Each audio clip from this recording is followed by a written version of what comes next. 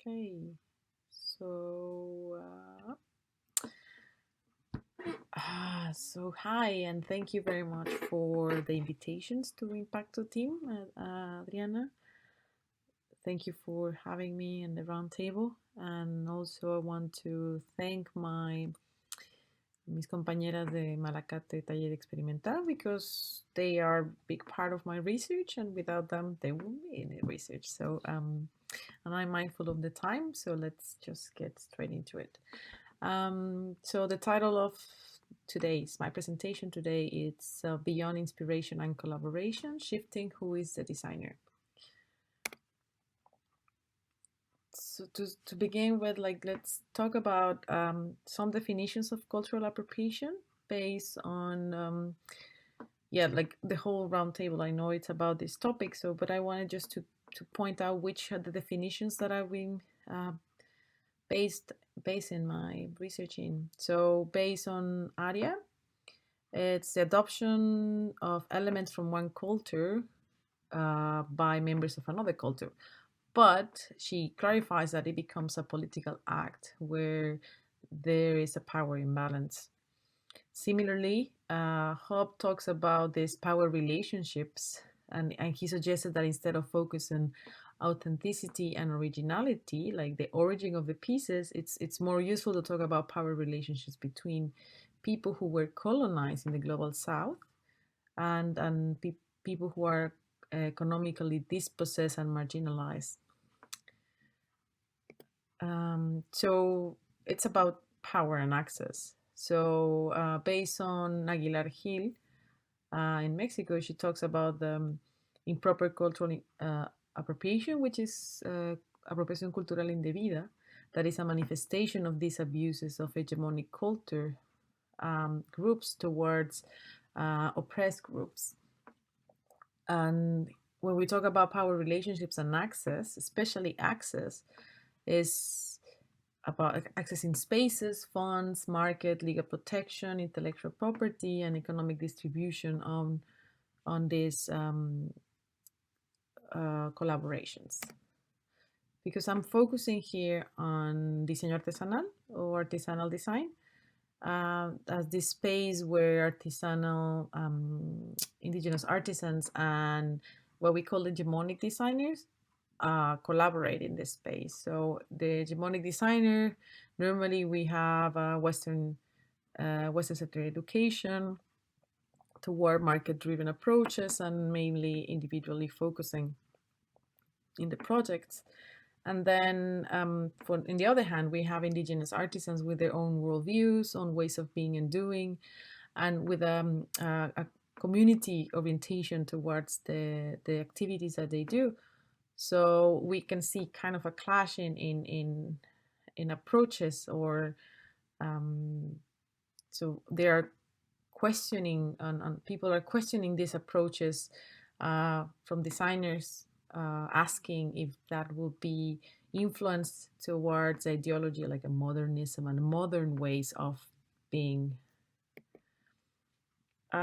Because I'm based in Aotearoa in New Zealand, and I'm part of the Te Arapautama, the Maori Indigenous Development faculty here, and I've been in touch with Maori creatives and scholars. So, and I'm seeing the examples that are happening here, like for example, Maori engagement in design. It's very strong here, but that doesn't mean that it's not happening. Like, so approaching collaborations is not such an easy task, because for example, they are here based by government requirements, the engagement with Tangata Whenua and Maori groups and tribes. That doesn't mean that sometimes they collaborate during the process, but at the end, like, main gain goes towards, in these cases, the architecture firms that they won awards based on this, but they didn't acknowledge as much as the Maori artists and creatives that they were working in those projects.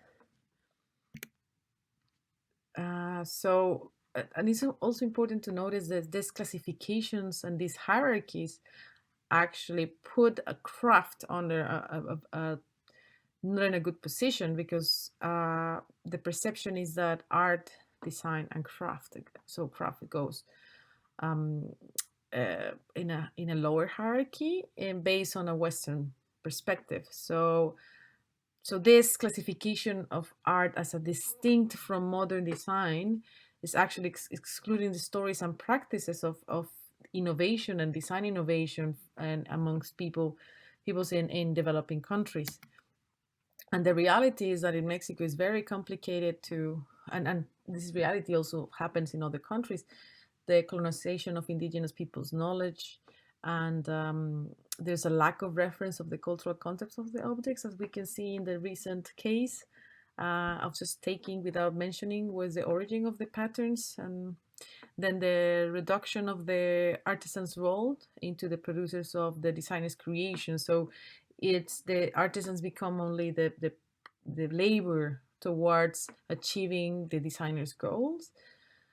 And it's very challenging to distinguish the initiatives that are truly seek for an ethical and good collaborations to benefit artisans beyond only labor.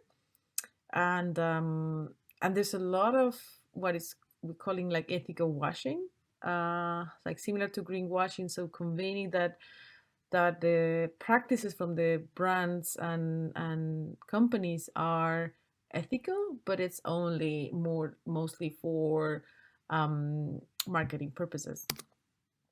So the work that we've been doing with mis compañeras de Malacate Taller Experimental, they are artisanal collective in the highlands of Chiapas.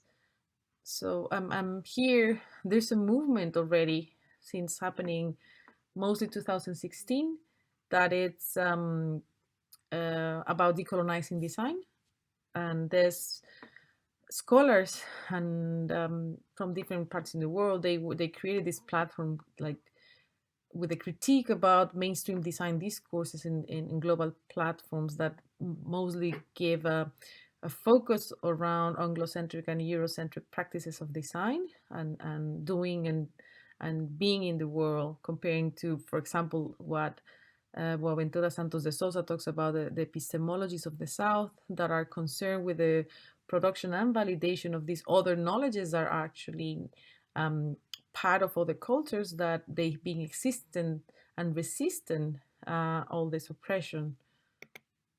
So we talk about other designs, like other ways of designing, accepting that not the design, not all the design goes towards this Western perspective of what is design. So aligned with epistemologies of the South, we're talking about buen vivir, like good living, that is part of this revisibilization of indigenous cultures in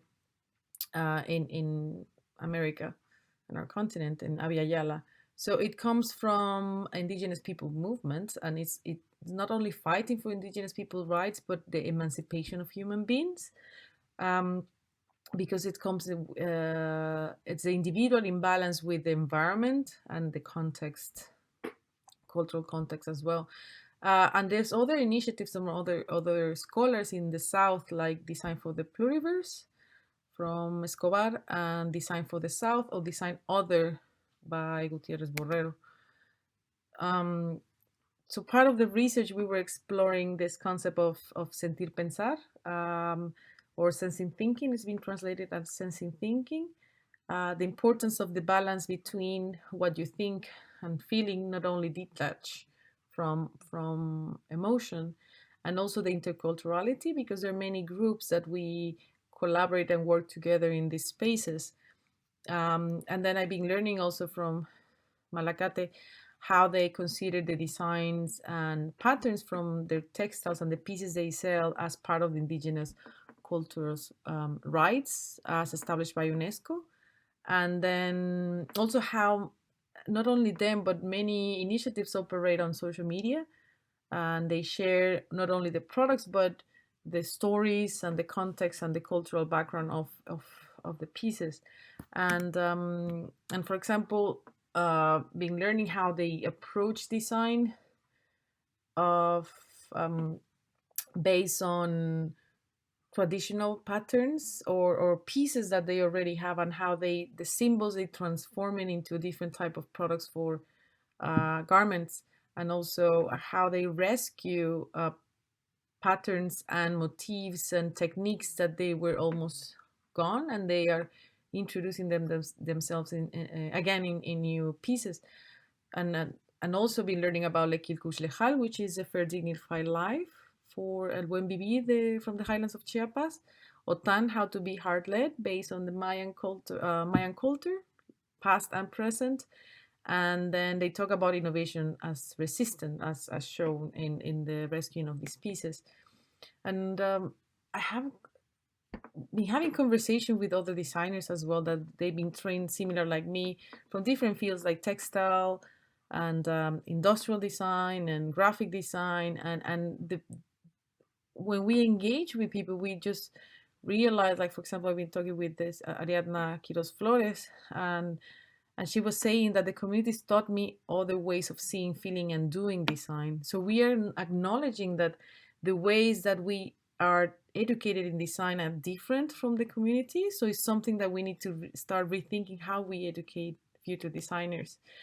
And again, Colabal, Colabal, gracias, and thank you very much for your invitation.